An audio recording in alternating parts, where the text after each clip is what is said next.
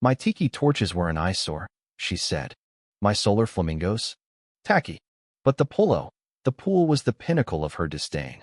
I stormed over to Lisa's house, fists tight, pulse pounding with a cocktail of shock and fury. She opened the door with that rehearsed smile, lips stiff like she'd been practicing in front of a mirror for years. No surprise in her eyes, just calm expectation. "Do you know anything about the mess in my yard?" I asked, voice steady but sharp. She shrugged. "Maybe my pool wanted a bubble bath." I blinked, stunned. When I pressed her on what gave her the right, she waved a hand toward the HOA manual and quoted, "Community aesthetics are my jurisdiction." Apparently, the board had granted her emergency powers to enforce visual harmony after complaints about decorative inconsistencies. Her term for anything she didn't like. I left before I said something I'd regret or something that'd earn me a fine. Back home, the foam in my pool was settling, but the water was now a cloudy mess. The filter groaned like it was grinding rocks.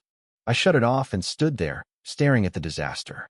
No proof she did it not without a camera. But I knew. And if there's one thing about me, I don't just get angry. I get strategic. That evening, I dove into research, bubble reactions in pool water, the slope of my yard, the pressure of my pump system, the drainage after a backflush. That's when I noticed something. During the pool renovation, contractors had installed an overflow pipe that drained downhill toward the fence separating my yard from Lisa's. Her property, slightly lower, had been reseeded with premium eco-certified grass she bragged about at the last HOA picnic, boasting about its delicate hydration needs. Every night, she'd walk her lawn in fuzzy slippers, inspecting it like a drill sergeant. That's when the plan hit me. Revenge doesn't have to be loud. Sometimes it's silent, precise, and soapy. I called my friend Jake, a civil engineer with a knack for mischief. He showed up with a pressure gauge and a drainage valve. Under flashlight, we tested the yard. When I shared my idea, he laughed for a solid minute. We confirmed it. With tweaks, I could redirect the pool's backflush to seep under the fence, carrying foam and chemical residue into Lisa's precious lawn. It had happened at 2 a.m., when the pump cycled wouldn't notice until it was too late. To cover myself, I installed a high-res security camera above the pool, angled at the fence. I logged chemical levels and detergent traces daily. If she retaliated, I'd have proof I was the victim. For days, Lisa acted like nothing happened. I cleaned the pool, refilled it, and finalized the drainage tweaks. Everything was set. That night, I lay awake, imagining Lisa waking to a bubbly swamp where her perfect grass once stood. Her slippers sinking into foam, her face twisting in horror. It was just enough to lull me to sleep. I didn't know yet that this small act would ignite a neighborhood war, a viral video, a courtroom showdown, and an HOA uprising. But as I drifted off, one thing was clear: the bubble war had begun. By morning, I was buzzing with anticipation. From my kitchen window, I sipped coffee, eyeing Lisa's yard. Something was off. Her garden flag sagged. The mulch around her roses looked darker, and her lawn had a strange sheen, like it had been waxed. The pump had triggered on schedule, sending bubbly water under the fence. The foam was gone, but the chemicals wouldn't be kind to her eco-seeds. Around 10 a.m., her back door clicked open. I didn't look, just listened. Then came the gasp, sharp, disbelieving. Wet grass squished under her slippers, followed by a frustrated yell that melted into curses. I allowed myself a small smile and stepped outside to trim my citrus tree, acting oblivious. From the corner of my eye, I saw her poking the ground with a stick, movements frantic. She kept glancing at the sky, as if blaming a rogue storm. I waved politely. She didn't wave back. By noon, a lawn care truck arrived. 2 workers in bright vests tested the soil while Lisa stood with a clipboard, hair in a frazzled ponytail. I overheard one say the soil was oversaturated, like someone had run a soapy hose all night. Lisa stared at her smart sprinkler system, betrayed. I slipped back inside before she looked my way. I knew this plan wasn't foolproof. If she traced the drainage, she'd go Nuclear City inspectors, fines, the works. So I called Jake again. We spent 2 hours rerouting the hose through an old sewer drain, adding a manual valve to control the flow. Jake laughed, saying it was the most fun he'd had since college pranks. That night, I didn't run the pump. Let her stew, let paranoia creep in. She was already spiraling. The next day, she installed motion sensors along the fence and posted a handwritten sign warning of trespassers. She even roped off her backyard like a crime scene. It was almost too much. The real treat came at the next HOA meeting. I usually skip these snooze fests, but after the bubble incident, I couldn't resist. I sat in the back with popcorn, waiting. Lisa opened like a general, looking drained but sharp. She ranted about vandalism, claiming someone targeted her lawn with water sabotage, hinting at faulty drainage from a neighbor. A man named Tom, from 2 houses down, interrupted, saying her sprinklers had gone off at midnight, likely overwatering. Another neighbor said they'd seen Lisa toss something into my yard days earlier. All eyes turned to her. She squirmed, redirecting the topic.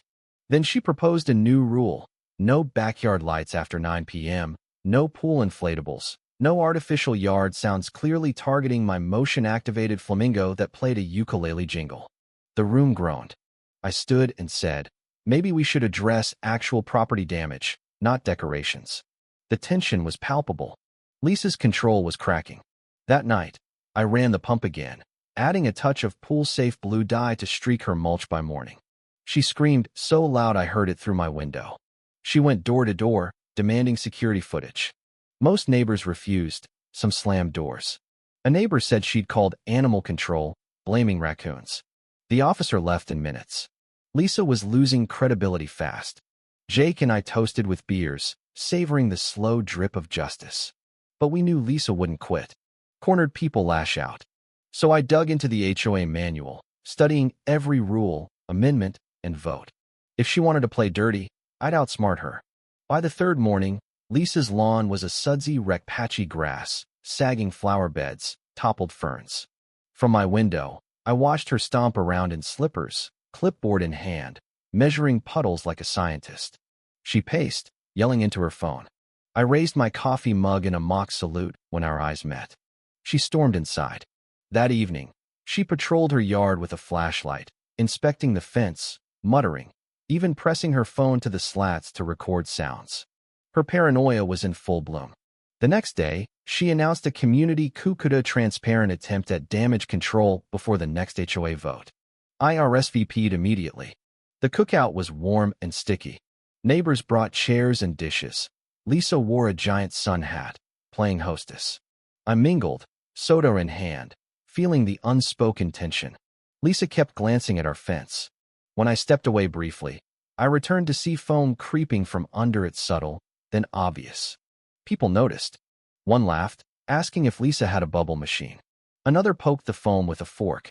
Lisa rushed over, pale, joking about eco-fertilizer. No one bought it. A neighbor, Greg, started filming, narrating the great foam flood. Others joined, capturing Lisa sweeping bubbles with a plate. A kid dove into the foam, giggling. Laughter erupted. Lisa snapped, yelling to stop recording, but the videos were already online. The group chat exploded with memeson showed Lisa surfing a bubble wave, plunger in hand. She vanished into her house as laughter lingered. By morning, the video had 50,000 views and a subreddit thread, HOA drama at its finest. Lisa begged neighbors to remove it, threatening privacy complaints, but she'd become a joke. A few days later, an envelope appeared on my doorstep, no stamp, just a printed warning from Lisa, threatening legal action if I was behind the foam. I laughed, but didn't ignore it. My camera had caught her tossing a detergent bottle over the fence, sleeve and all, time-stamped and clear. Evidence, not just suspicion. Lisa went quiet for 2 days, no rants, no signs. It felt like the calm before a storm. I upgraded my drainage system with a remote valve and infrared cameras. On the third day, a formal HOA complaint arrived, typed on letterhead, accusing me of water sabotage and code violations, with photos of my pool pipes taken over the fence. She'd been spying. I wasn't rattled. I had footage, logs, and the detergent clip. I called my cousin Emily, a paralegal who loved neighborhood drama. She reviewed everything and said Lisa had no case. If she went to court, she'd crash. But I could countersue for damages.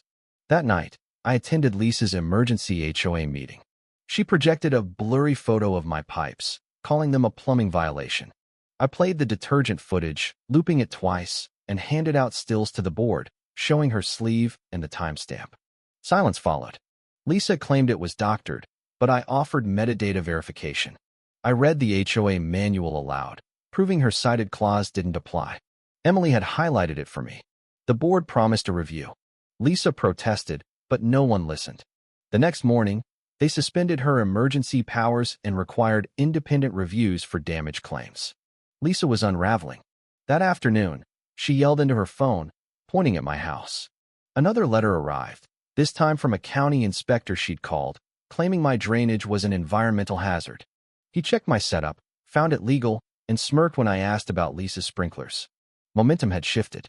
2 other neighbors had reported Lisa's drainage and alarms. She was the problem now. That night, Jake and I toasted in my yard, tiki lights glowing. I wasn't done. Lisa was cornered, but dangerous. She fortified her yard with orange barriers and litigation signs. A county truck arrived. Her unregistered sprinkler trench had been flagged. She filled it with gravel, defeated.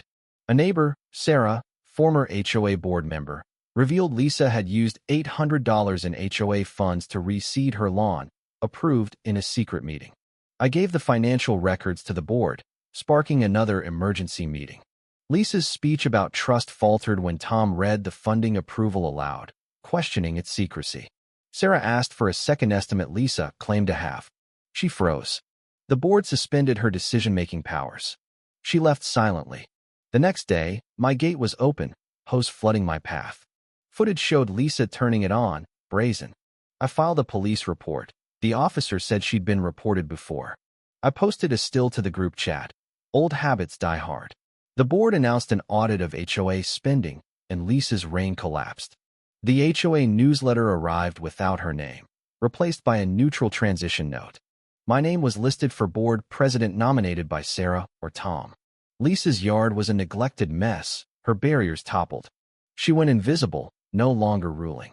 At the PAC board election, I gave a short speech, promising no weaponized rules or backyard wars. I won easily. I dismantled the drainage rig, keeping the camera.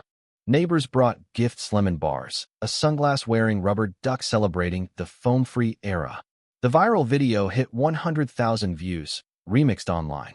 A week later, Lisa knocked, handing me an envelope with voided complaints and a note. I was wrong. You won. She walked away.